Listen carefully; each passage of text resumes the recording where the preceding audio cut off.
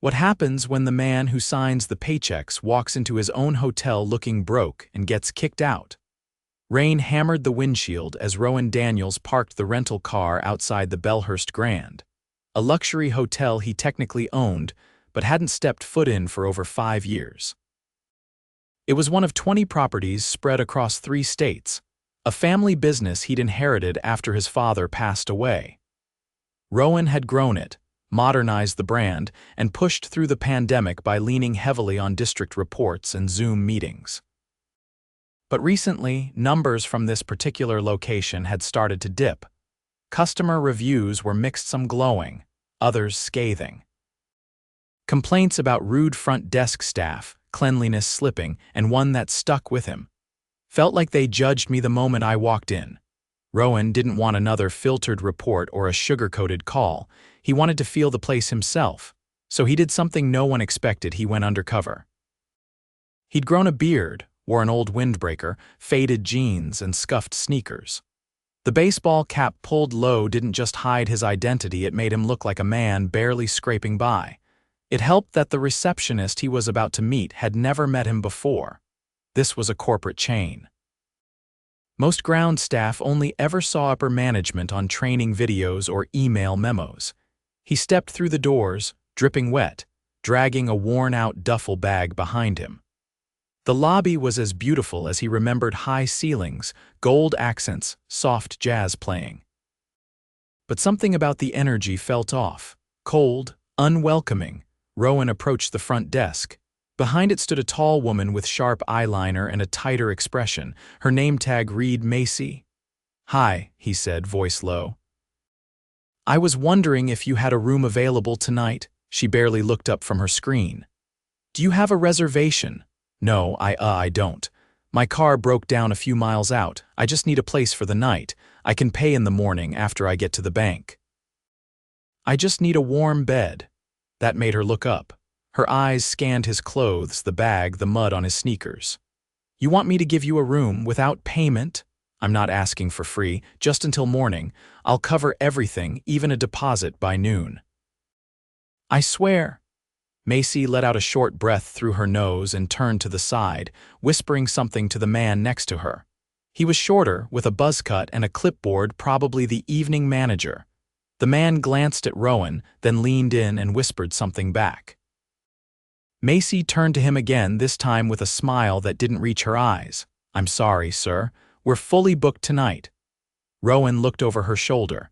The reservation screen was visible for a second. At least 10 rooms were open. "I just saw we're fully booked," she repeated, firmer this time. "Try the inn down the road, they're more casual."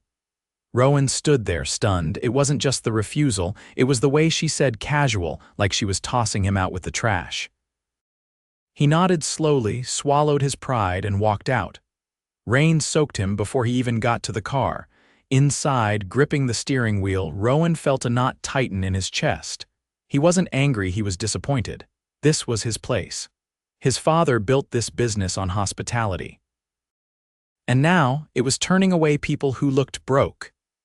He drove a mile down the road and checked into a dingy roadside motel where the clerk smiled, gave him a discount, and even offered him a towel. Rowan couldn't sleep. By morning, his decision was made. He would return to Bellhurst Grand. This time, not as a guest, but as a trainee. 2 days later, he walked into the staff entrance with a fresh uniform, a new name, Rick, and a forged resume that placed him as a new hire from a different city. He'd cleared it with HR quietly. The general manager of the hotel, a man named Julian, met him in the break room. "All right, Rick, you'll be shadowing Diego today. He's one of our best bellhops. Watch, learn, stay out of the way." Julian didn't know who Rick really was. No one did. Rowan had never met the man. He was hired after the last GM retired. Julian wore a Rolex and a forced smile, and his eyes always seemed to be scanning for someone more important to talk to. Diego, on the other hand, was different. "Hey, you must be the new guy. I'm Diego," he said, extending a hand. He was in his early 30s, lean, and had a warm, tired face. "We don't get many fresh hires lately. Staff's been stretched thin since they cut hours." "Cut hours?" Yeah, supposed to save costs. But now we're doing double the work with half the people. Rowan nodded, keeping his thoughts to himself. The next 8 hours were non-stop hauling luggage, delivering room service, helping lost guests, fixing a jammed elevator door. Diego never complained. He smiled, cracked jokes, and remembered returning guests by name. By the end of the shift, Rowan's back ached and his shirt clung with sweat. In the break room, Diego handed him a water bottle. "You did good today, man. Most new hires crash after lunch." "You kept up." "Thanks," Rowan said, genuinely grateful. "You always this." "Positive," Diego chuckled. "Nah, I just remind myself every guest's got a story. You treat people like people, not problems." That night, Rowan sat in his motel room and wrote down every interaction: Macy's dismissal, Julian's aloofness, Diego's kindness. He was starting to see the cracks in the foundation, and he wasn't done digging. Rowan clocked in at 6:40 the next morning, 10 minutes ahead of call time. The employee locker room smelled faintly of cleaning chemicals and microwaved leftovers. A laminated list of housekeeping assignments was pinned to the bulletin board by the timekeeper's office. He scanned it quickly. His name, Rick, as far as anyone knew, was listed under Lobby Support, and next to it, Report to Mona. He made his way past the service elevators, where a few housekeepers were already loading carts. No one really talked. They just moved with sleepy muscle memory, like they'd been doing the same thing for too long. When he found Mona, she was arranging bottles of glass cleaner, dragging a mop bucket behind her. Late 40s, short, with calloused hands and deep lines around her mouth, she was the kind of person who didn't bother with small talk unless it had a purpose. "You're Rick," he nodded. "Good, lobby's yours. Windows, floors, trash. You see a cup sitting somewhere, it's your problem. You see a guest looking lost, it's still your problem." She handed him a rag and pointed to a wall-mounted control panel for the floor polisher. "You ever used one of those?" "Not in a while." "Then you're about to remember." She walked off without waiting for a response. By 7:30, Rowan was sweating through his uniform. The machine was heavier than it looked and vibrated violently if you didn't guide it just right. He managed to polish the marble near the entrance without crashing into anything, though a few guests gave him wide berth. At one point, a woman in a navy pantsuit stepped out of the elevator with a young boy tugging at her sleeve. The boy pointed at a tall potted plant near the concierge desk. "There's trash in there," he said. Rowan walked over and reached in. Someone had stuffed a half-finished sandwich behind the leaves. He dumped it into his trash bag and nodded at the boy. The woman didn't even glance at him. By 9, the breakfast rush had passed. Staff moved briskly but without urgency. A few new guests arrived, wheeling suitcases across the polished floor he'd just finished. He leaned on the mop handle for a moment, catching his breath. A voice called from behind. "You're Rick, right?" He turned.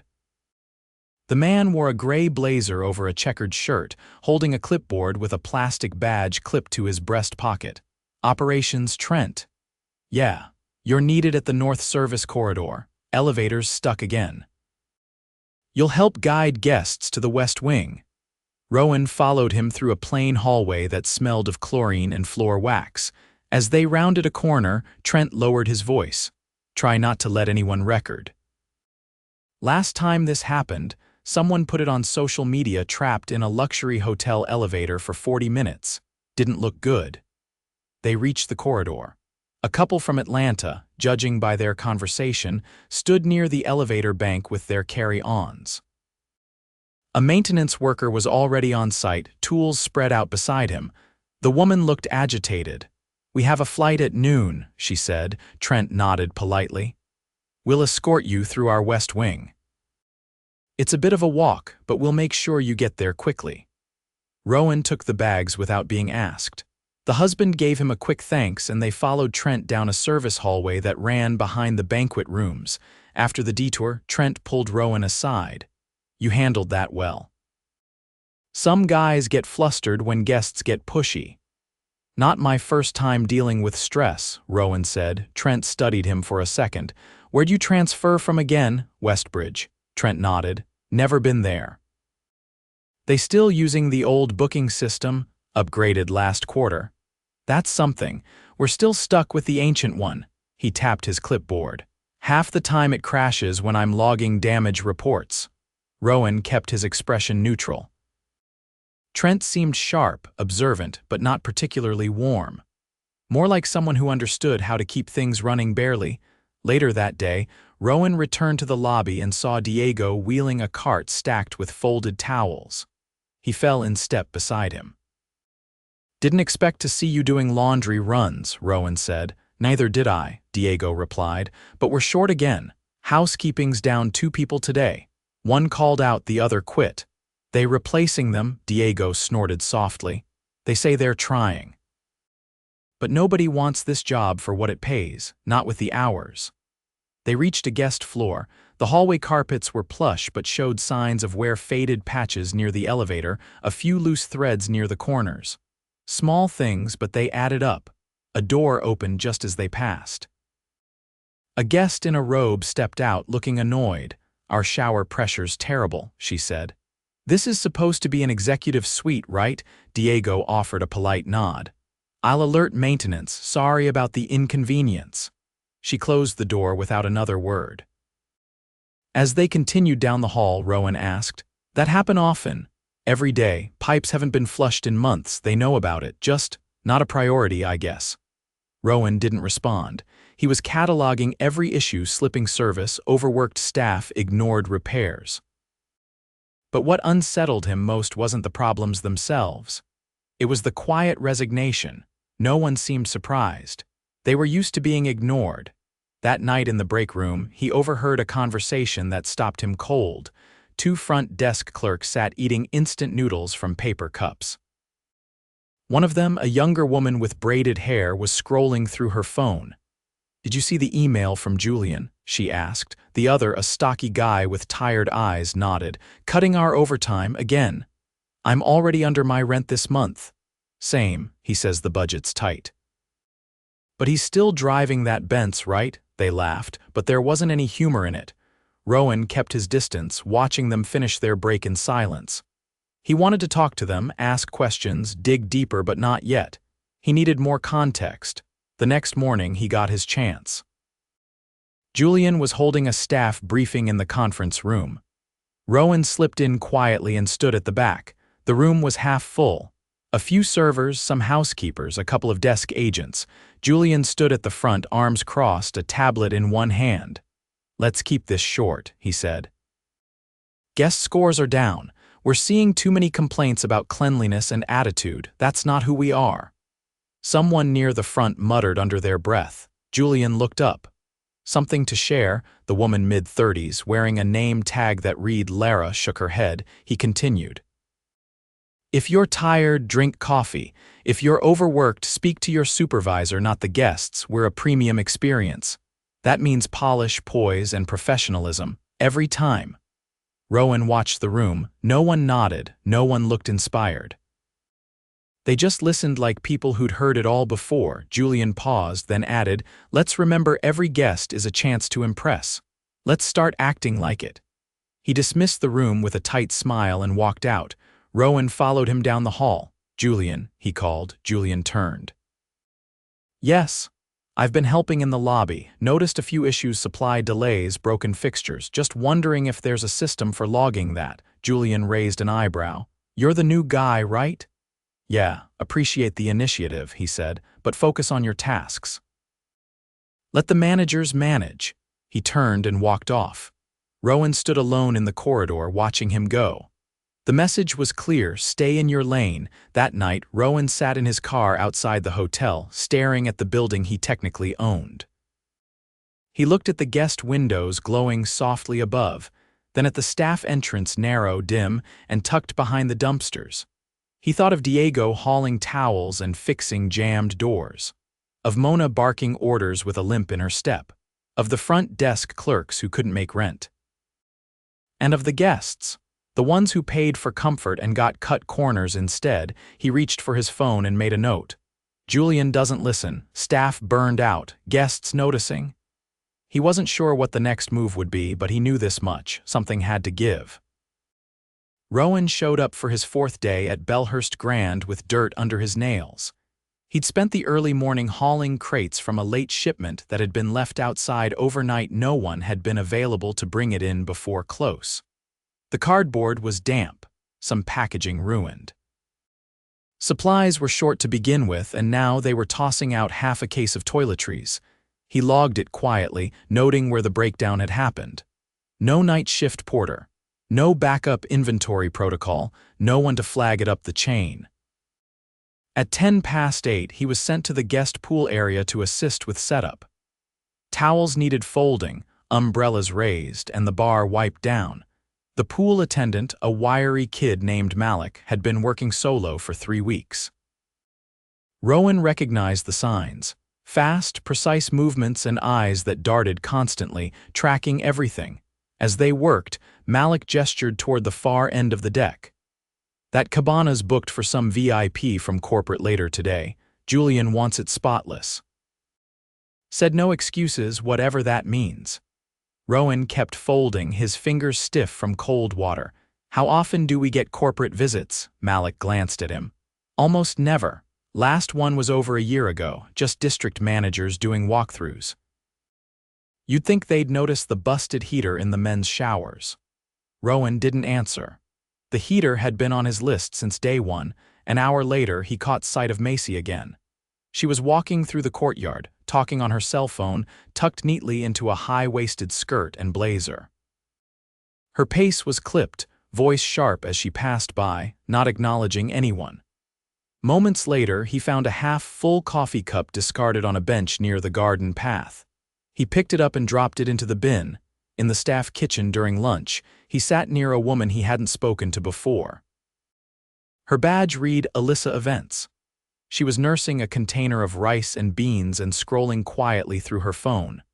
Rowan waited until she set it down. "You work in events?" She looked up, surprised. "Yeah, trying to anyway. I mostly do setup now." "Half the team left in March." "Why?" She shrugged. "Pay never went up. Expectations did. We used to get bonuses for weddings over 50 guests. Now it's just do your job." He leaned forward. "You ever bring that up with management?" Alyssa gave a short laugh. "Julian, you serious?" "He tells us to be grateful we're still here. Said corporate's tightening everything until the fourth quarter." Rowan took that in. "And HR? They send surveys. No one trusts them." He didn't press further. She'd already said more than she probably realized. That afternoon, a maintenance request came through for a jammed door in the east wing. Rowan volunteered to assist the technician, a quiet man in his 60s named Clarence. He walked with a slight hitch and carried a canvas tool bag that looked older than most staff members. As they worked to realign the door's hinges, Clarence wiped sweat from his brow with a handkerchief. "Too many of these doors were installed wrong from the beginning," he muttered. "Why not replace the worst ones?" we asked. "Got told it's not in scope this year." He tightened a screw. "Used to be 5 of us. Now it's 2. My partner's out with a back injury." "You thinking of retiring?" Clarence chuckled. "I was. Then my daughter lost her job last winter. Now I'm just glad I can still climb stairs." Rowan helped him repack the bag and carried it back to the maintenance office, a narrow room behind the boiler. Inside, he noticed a whiteboard with a list of pending repairs, over 30 items, most dated back months. He took a photo of it when Clarence wasn't looking. That evening, Rowan went back to the motel. He opened his laptop, connected to the private network his executive assistant had set up, and started pulling internal reports. He didn't trust the ones Julian sent anymore, but the property management software kept logs. Maintenance backlogs, staffing logs, guest complaints, they were all there. He cross-referenced the data with what he'd seen firsthand. The numbers aligned with the stories. A 40% increase in guest complaints over the last 2 quarters.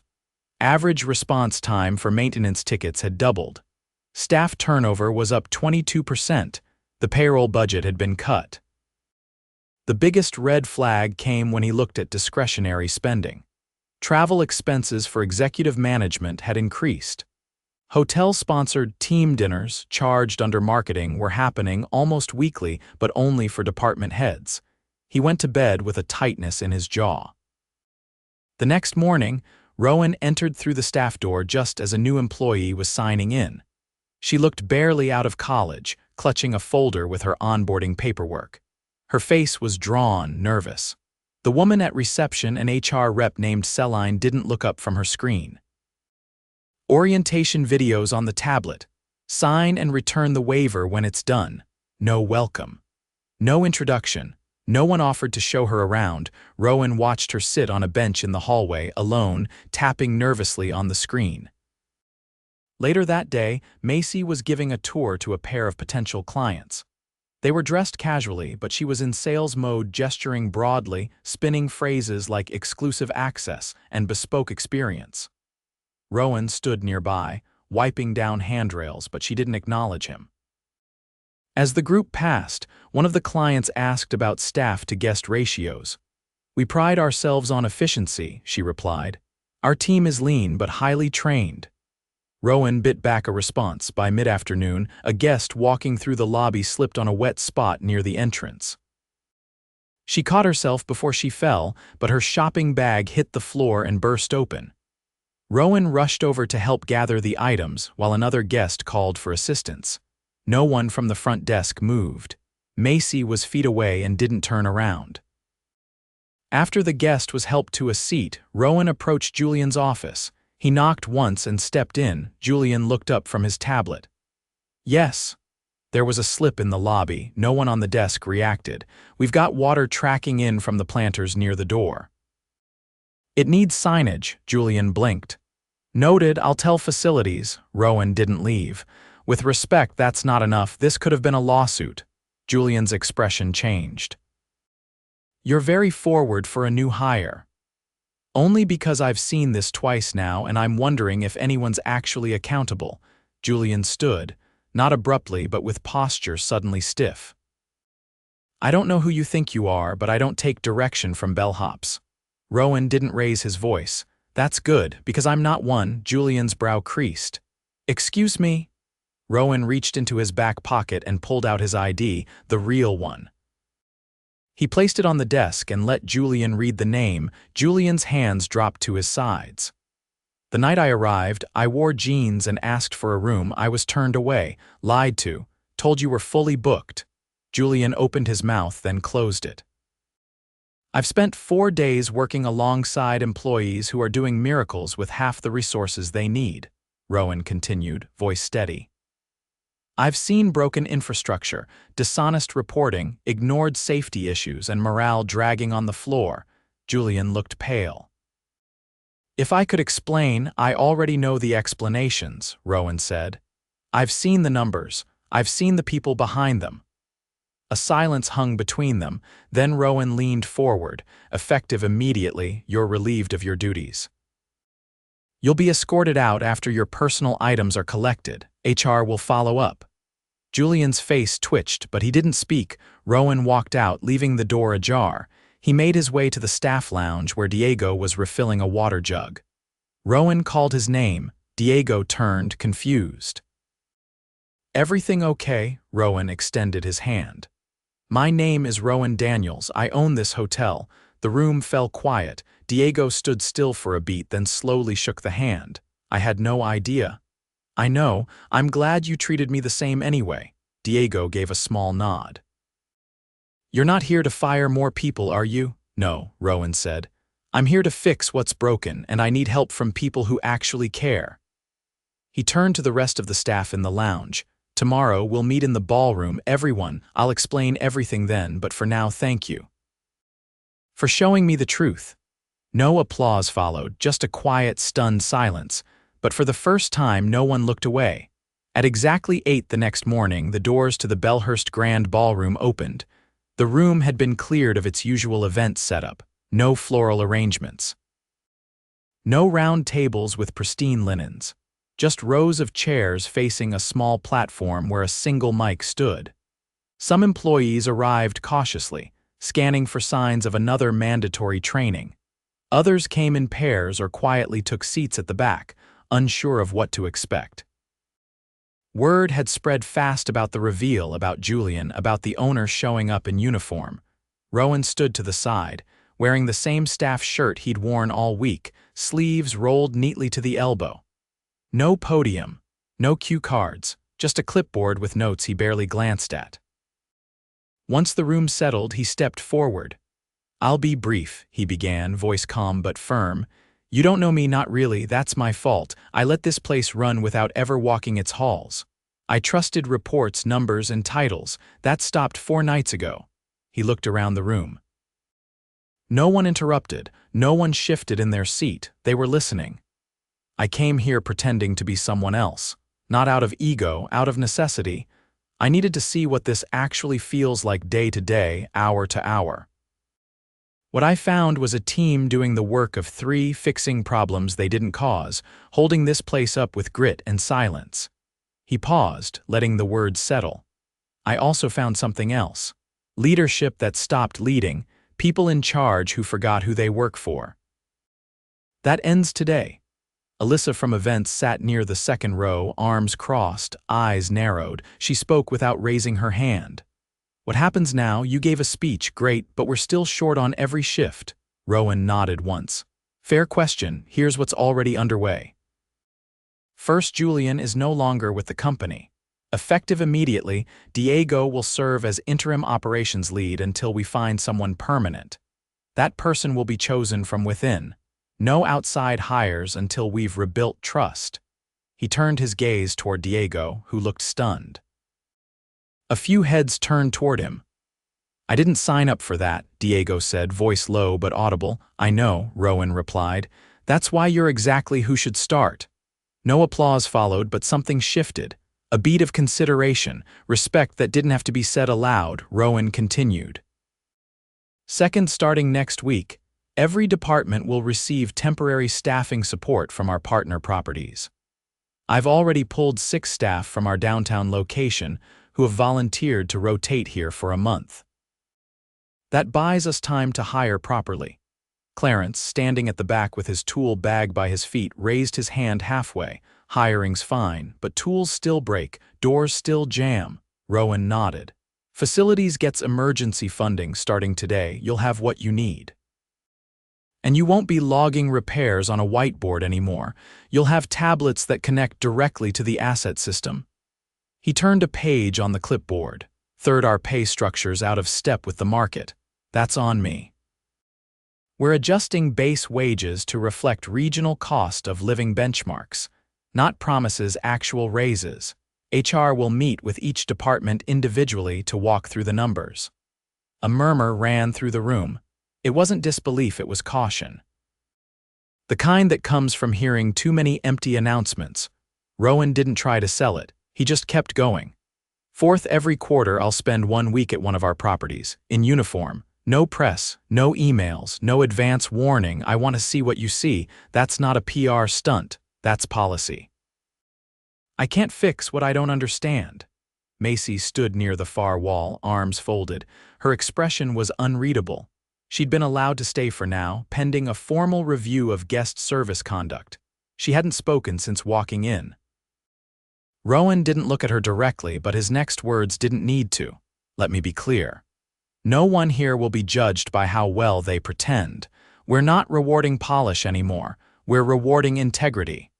That means if you see something broken physically, culturally, structurally, you speak. You bring it up, and if someone above you dismisses it, they answer to me." He stepped down from the platform and walked to the center aisle. No more silence. No more burnout being passed off as resilience. "I can't undo what's happened. But I can promise it won't continue." He stopped in front of the rows and looked out at them, not as a CEO, not as an owner, just as a man finally seeing his company. "Some of you have been carrying this place longer than I've been paying attention. That changes now." He gave a slight nod and stepped aside. There was no clapping, no grand send-off, just the quiet weight of something real settling into place. After the meeting, Rowan didn't leave. He helped break down the chairs with the event staff, rolled equipment back into storage, and joined Mona for coffee in the break room. She didn't say much, just poured him a cup and passed the sugar without asking. That was enough.